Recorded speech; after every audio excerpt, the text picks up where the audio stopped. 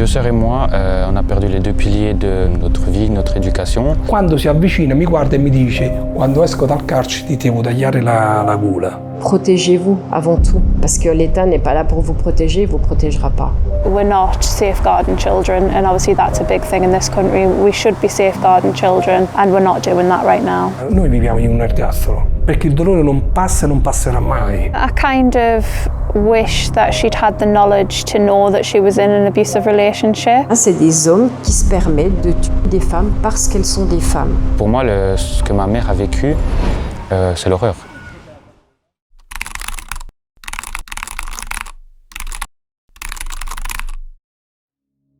Melanie Keller, Nunzia Majorano et Holly Newton. Ces trois femmes, a priori, elles avaient rien en commun. Elles avaient pas le même âge, pas la même vie, elles habitaient même pas dans le même pays. Pourtant, toutes les trois ont vécu le même destin tragique. Chaque année en Europe, environ 3000 femmes sont tuées par leur conjoint ou ex-conjoint. On parle d'une femme toutes les 10 minutes dans le monde. Je m'appelle Gabriel Nista, je suis journaliste, et dans cette vidéo, je me suis intéressé au féminicide. C'est un mot qu'on entend de plus en plus, mais je pense qu'on ne le comprend pas encore complètement, et je pense que c'est important qu'on se penche dessus. Pour en parler, j'ai rencontré des proches de victimes qui ont tous un point commun. Ils se sont tous mobilisés à leur façon pour faire entendre leur cause et pour dénoncer les manquements dans la loi.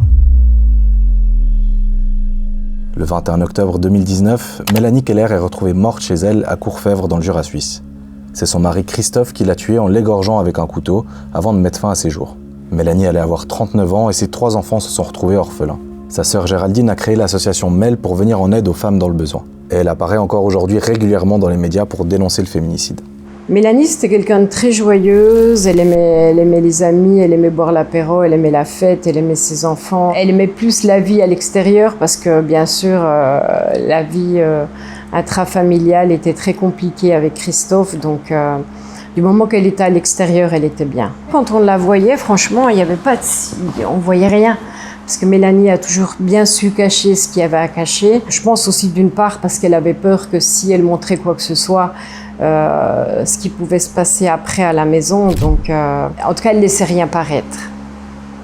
Ça faisait 5 ans qu'elle avait vraiment envie de le quitter, mais qu'elle avait cette peur qui était là au fond d'elle.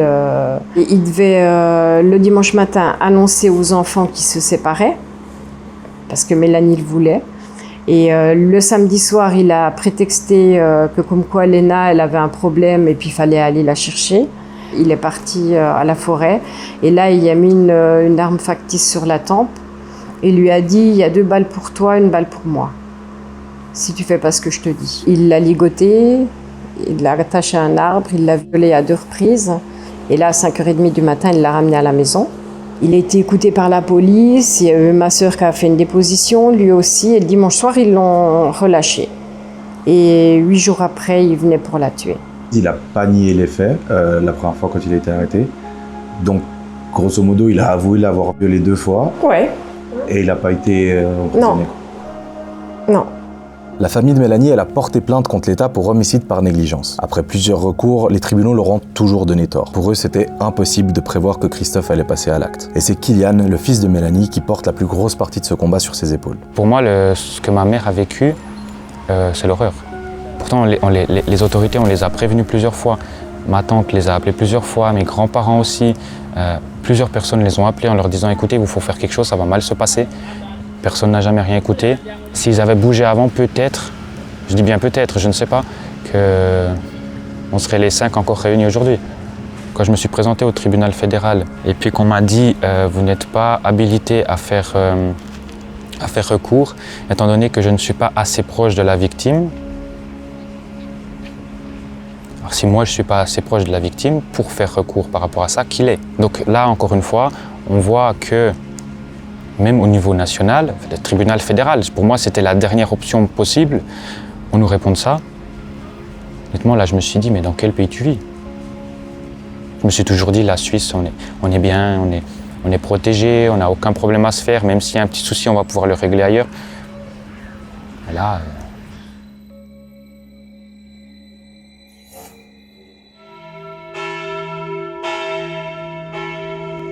Christophe, il était assez connu dans la région, il était fauconnier. C'est le genre de petit village où tout le monde se connaît, alors la première réaction des gens quand Mélanie est morte, c'était « Mais non, c'est pas possible, ça arrive que dans les grandes villes, pas ici, pas Christophe ». Et pourtant, si, ça arrive partout. Chez nous, au canton du Jura, Il n'y a aucune institution pour pouvoir protéger les femmes, les héberger, enfin je dis les femmes, je dis les victimes de violences plutôt. Il n'y a rien du tout, même si elles décident de partir ou elles se font virer de chez elles avec leurs enfants, elles n'ont aucun endroit où aller. Et on sait bien qu'en principe, quand il arrive ça dans un ménage, la femme en principe elle n'a pas forcément de carte bancaire, elle n'a pas forcément d'argent à disposition. Elle va aller où? Elle ne va pas rester sur le quai de la gare avec ses enfants pour passer la nuit. Donc avec l'association, c'était surtout ça, déjà essayer de pouvoir mettre en place une institution, avec l'aide du canton bien évidemment, mais forcément c'est toujours l'argent. Si à chaque fois qu'on essaye de faire quelque chose pour le bien de la population, on nous répond il n'y a pas d'argent, il n'y a pas d'argent, il n'y a pas d'argent, et puis qu'eux ne le font pas de leur côté, on va aller nulle part.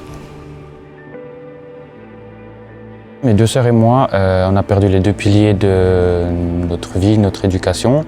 Quand on a encore ses parents, c'est une chance exceptionnelle. C'est plutôt au moment où on les perd qu'on se rend compte de la perte dans sa vie. Comment va Kylian aujourd'hui et les autres enfants de Mélanie aussi? Écoutez, ils s'en sortent bien. Ça a été dur, hein, ça je vous le cache pas, mais ce qu'ils ont perdu, ils en ont fait une force. Et moi, je les admire, réellement, parce qu'ils sont beaux. Je viens de sortir de l'interview avec Géraldine. Elle habite à Lyon maintenant. J'avais besoin de débriefer un petit peu parce que c'est pas facile d'entendre ces témoignages. C'est une femme très forte parce que vivre ce qu'elle a vécu, moi je sais pas si j'en serais capable, quoi. En Suisse, les chiffres officiels parlent d'une femme tuée toutes les 2 semaines, sans compter beaucoup de tentatives de féminicide. Par rapport à la taille du pays, c'est juste énorme. Et cette année, on a déjà dépassé les chiffres de 2024. Le problème, c'est que le mot féminicide n'existe même pas dans la loi suisse. C'est que récemment que les médias ont commencé à l'employer. Pour vous dire, à l'époque de Mélanie, la plupart des journaux parlaient de drame familial. Dans la loi suisse, il y a même une circonstance atténuante qui parle de crime passionnel, comme si c'était moins grave de tuer parce qu'on est amoureux. Mais bon, heureusement, c'est quasiment jamais utilisé par les tribunaux pour traiter le féminicide, qui sera d'ailleurs juste traité comme un homicide classique sans prendre en compte la dimension genrée du problème. Et malheureusement, l'histoire de Mélanie, on la retrouve dans plein d'autres pays, pour pas dire tous. Je suis en Italie, c'est un pays qui est vraiment très touché par le féminicide. Ici, on a en moyenne une femme qui meurt tous les 3 jours. En 2019, la loi elle a changé, le féminicide c'est devenu une circonstance aggravante pour un meurtre. Et en 2025, les politiques ils veulent même en faire un crime spécifique, ce qui permettrait d'imposer directement la peine maximale à l'assassin. Nunzia Majorano avait 41 ans quand son mari Salvatore l'a tuée à leur domicile à Cava dei Tirreni, près de Salerne. C'était le 22 janvier 2018. En Italie, l'affaire a été très médiatisée, comme c'est souvent le cas, et c'est Giovanni, le frère de Nunzia, qui a le plus souvent pris la parole. Come ragazza, Nunzia era una ragazza solare, era colei che quando bisognava teneva unita un po' tutti i rapporti familiari. Ho saputo della morte di Nunzia, mi ricordo come se fosse ieri, era un lunedì mattina, 9:13, ricordo ancora l'orario, mi chiamò la badante che stava con mia mamma. Mia mamma, l'appartamento dove viveva mamma e dove viveva Nunzia erano vicini. Mi chiama e mi dice: corri perché Nunzia e Salvatore si sono accoltellati. Io in quel momento, e lei chiude la telefonata, pensavo a quelle parole, si sono accoltellati, disse si sono accoltellati, forse ho capito male, non volevo credere a quelle parole. Quando arrivo lì a casa c'era un'ambulanza ferma, al che mi sono spaventato, quindi forse è successo qualcosa di serio, e sono entrato in casa e poi ho visto quello che era successo. Nunzia a reçu au total 47 coups de couteau. Je ne sais pas si vous vous rendez compte de la barbarie que c'est. Elle laisse derrière elle 3 enfants. Salvatore, lui, il a été condamné à 30 ans de prison après un procès qui a duré plusieurs années. Secondo te già la legge italiana protegge abbastanza le donne? Qui quando una donna sporge denuncia verso il compagno, il marito, il fidanzato che subisce violenze, scatta subito l'allontanamento, sia dell'uomo e anche della donna. Però mi sembra una cosa non giusta, perché la donna, magari anche con dei figli, quindi che subisce violenza, magari sta subendo violenza da tantissimo tempo, nel momento in cui va a fare denuncia, Per salvaguardare la donna, per proteggerla, la donna deve essere allontanata, magari con i figli, in un luogo sicuro, lontano dagli affetti familiari, lontano dal lavoro, lontano da tutti. Questo secondo me è un'altra violenza. Oggi purtroppo la legge italiana permette, consente per chi va in carcere di essere, deve essere aiutato, quindi deve essere reinserito.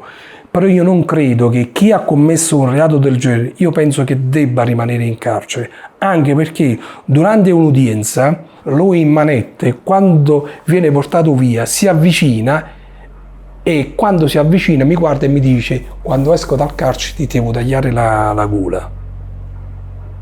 Questo in aula di tribunale. Chi garantisce la mia sicurezza, della mia famiglia, della nostra famiglia? Ecco perché le cose devono cambiare. Quando succedono delle cose, pena certa. Hai ammazzato, hai fatto questa cosa volutamente. Ergastolo. Perché io non posso pensare che sono 30 anni, ma non saranno mai 30 anni di carcere. Per quello che ci è stato detto, ogni anno ci sono 3 mesi di sconto sulla pena, quindi lui in 30 anni già andrà a scontare 90 mesi. Poi buona condotta, incensurato, 12, 13, 14 anni lui esce dal carcere. Io non posso pensare che chi commette un reato del genere ammazza una donna, ammazza una mamma, debba uscire dal carcere dopo 10, 12, 13 anni. Noi viviamo in un ergastolo. L'ergastolo lo teniamo noi familiari.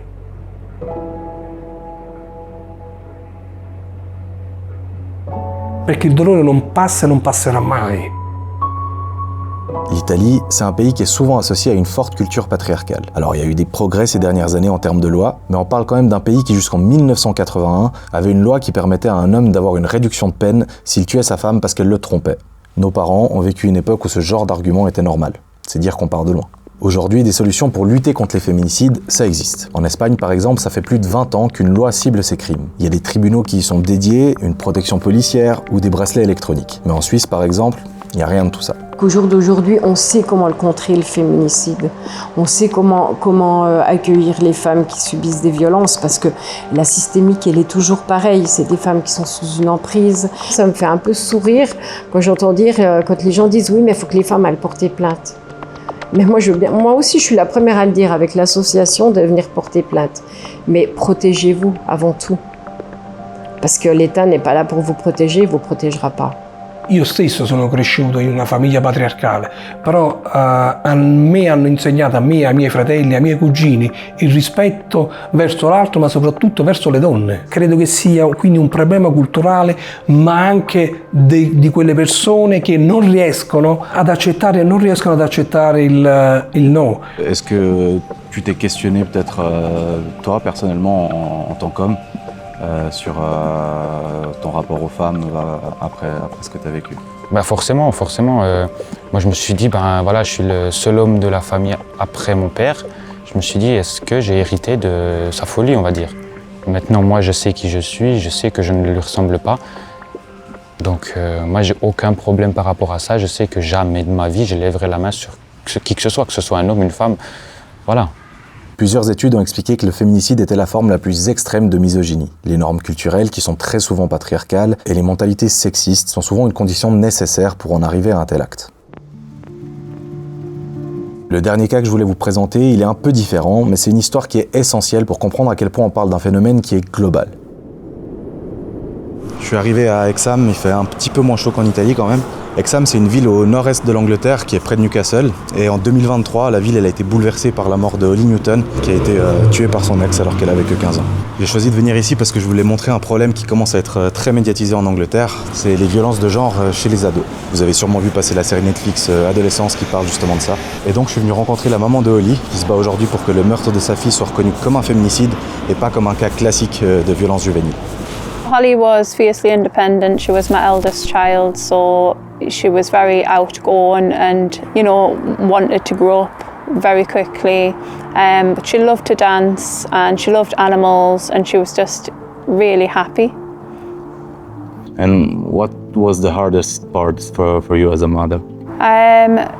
You know, just not having her here to,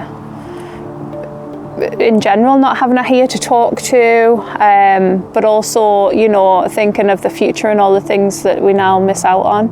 I kind of wish that she'd had the knowledge to know that she was in an abusive relationship. You know, they're not taught on domestic abuse, they're taught on abuse peer on peer or from family members, but not in relationships when they're 15.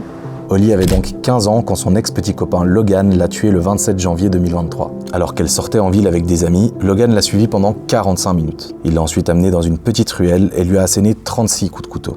Logan n'avait que 16 ans et l'année passée, il a été condamné à perpétuité avec une peine minimale de 17 ans. Mais dans cette histoire, il y a un problème qu'on retrouve qu'en Angleterre. Vu qu'elle avait que 15 ans, Holly peut pas être considérée comme une victime de violence domestique. Sa mort a donc été traitée comme un cas de violence juvénile. Ça veut dire qu'une fille de cet âge-là qui se retrouverait dans la même situation de relation toxique et dangereuse, elle n'aurait pas le droit de recevoir le même soutien qu'une femme adulte. Michaela, elle se bat aussi pour sensibiliser les jeunes aux violences et aux relations toxiques et pour une législation plus stricte sur le port d'armes blanches. I still think there's a lack of respect for women. I know obviously it's really old-fashioned now and women, you know, have lots of rights and it's not like it was, but I still don't think there's the respect there for women, and there's definitely this stigma of men being superior to women. I just want Holly to be remembered for the way she lived rather than the way she died. I think it's so important to tell Holly's story on how she died, because obviously that's how we can help other people. But I want people to remember the way that Holly lived as well, and she was so happy. She loved her dance and loved her animals, really cared about people.